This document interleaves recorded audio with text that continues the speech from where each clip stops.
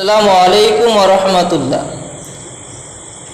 হযরত আবু হুরায়রা রাদিয়াল্লাহু তাআলা আনহু থেকে বর্ণিত হাদিস, তিনি বর্ণনা করছেন, তিনি বলছেন যে নবী করিম সাল্লাল্লাহু আলাইহি ওয়াসাল্লাম বলেছেন, কালিমাতানি, এমন দুটি কালিমা রয়েছে যেই কালিমা দুটা খাফিফাতানি আলা লিসানে, জুবানে উচ্চারণ করতে, জুবানে বলতে অনেক হালকা,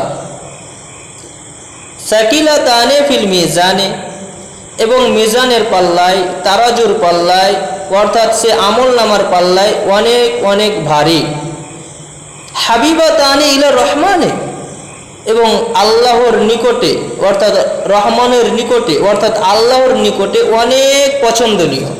সেই দুটি কালিমা হচ্ছে, নবী করিম সাল্লাল্লাহু আলাইহি ওয়াসাল্লাম বলছেন, সুবহানাল্লাহি ওয়া বিহামদিহি সুবহানাল্লাহিল আযীম।